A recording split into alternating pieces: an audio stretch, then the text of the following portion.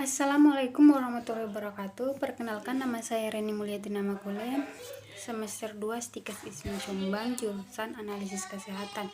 Di sini saya akan memaparkan mengenai tentang hematologi yang terkait dengan perhitungan sel darah eritrosit, leukosit, trombosit, eosinofil, dan retikulosit. Yang pertama kita mulai dari eritrosit. Eritrosit atau yang disebut dengan sel darah merah ini yang paling banyak terdapat di dalam tubuh. Bentuknya dikonkav, ukurannya 6-8 mikron, inti limfosit kecil, memiliki area pucat di bagian tengah atau yang disebut dengan sentral pallor, tidak memiliki inti dan bisa berubah bentuk. Eritrosit berfungsi untuk mengedarkan oksigen di dalam tubuh. Tujuan dari perhitungan sel eritrosit ini yaitu untuk memantau kadar sel darah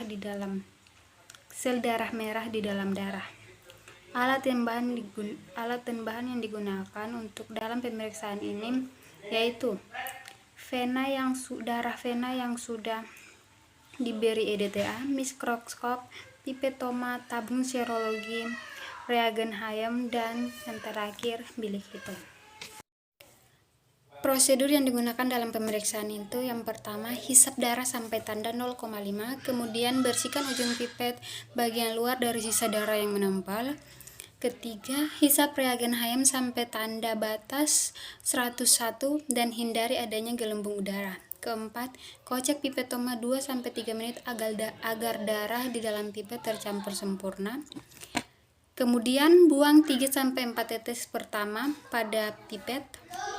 Yang ketujuh, masukkan ke dalam bilik hitung dengan cara mengalirkan sebanyak 1 tetes pada pinggir kaca penutup. Yang ke-7, inkubasi 2-3 menit untuk memberi kesempatan sel menyebar.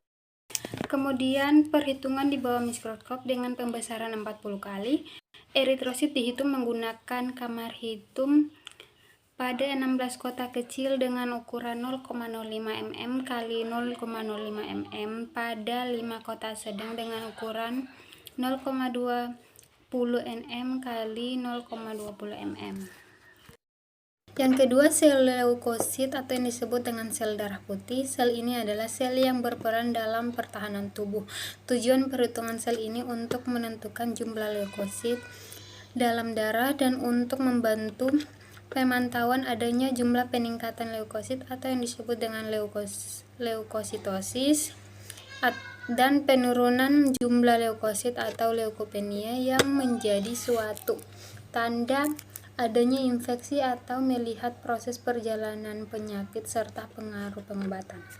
Alat dan bahan yang digunakan dalam pemeriksaan ini yaitu darah vena yang sudah diberi EDTA, mikroskop, pipetoma, tabung serologi, dan bilik hitung. Reagen yang digunakan dalam pemeriksaan darah leukosit adalah reagen TURP. Prosedur perhitungan sel ini sama dengan prosedur perhitungan sel eritrosit.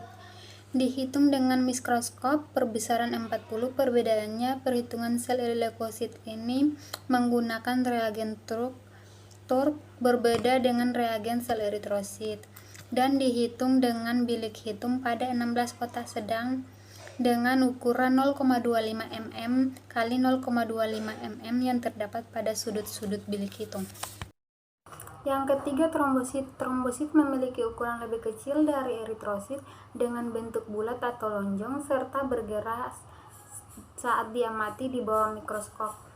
Tujuan dari perhitungan ini yaitu untuk menentukan jumlah sel trombosit yang terdapat di dalam darah.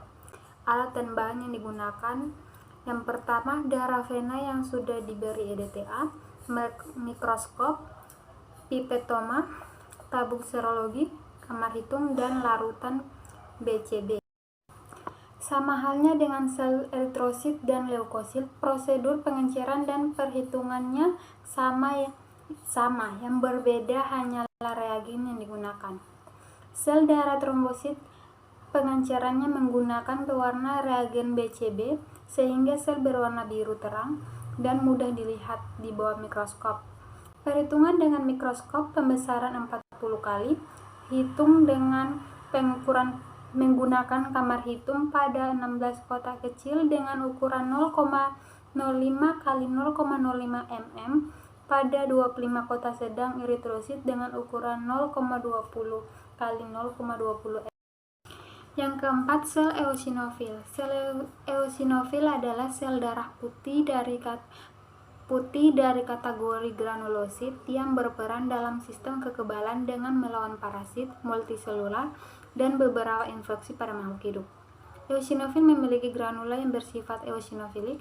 Granula eosinofil berwarna merah. Tujuan dari perhitungan sel eosinofil ini untuk menentukan jumlah eosinofil dalam darah dan untuk mendiagnosis masalah klinis utama, infeksi, parasit, dan alergi. Untuk prosedurnya masih sama dengan sel-sel sebelumnya dan pengenceran dengan pipetoma. Alat dan bahan yang digunakan pun masih sama, menggunakan pipetoma, mikroskop, darah dengan EDTA, bilik hitung. Yang berbeda hanya reagen yang digunakan dan perhitungan di bawah mikroskop. Reagen yang digunakan untuk perhitungan sel eosinofil ini menggunakan reagen eosin, dan untuk perhitungan di bawah mikroskop dengan bantuan bilik hitung pada 9 kotak besar dengan ukuran 1 kali 1 mm, hitung dengan pembesaran 40 kali di bawah mikroskop. Yang terakhir adalah sel retikulosit. Sel retikulosit adalah sel eritrosil yang masih muda atau yang belum matang, dan kadarnya dalam eritrosit manusia sekitar 1%. Retikulosit berkembang dan matang di sumsum tulang merah dan disirkulasikan dalam pembuluh darah sebelum matang menjadi eritrosit. Sel ini tidak berinti dan masih mengandung sisa-sisa materi genetik. Tujuan dari perhitungan sel retikulosit ini untuk mendiagnosis anemia. Alat dan bahan yang digunakan ada tabung serologi, pipet tetes, objek gelas, kaca penutup, mikroskop, dan larutan pewarna supravital. Dapat digunakan larutan BCB. Prosedur dari sel retikulosit ini berbeda dari sel-sel sebelumnya. Sel ini memiliki dua prosedur, yang pertama dengan cara basah dan yang kedua dengan cara kering.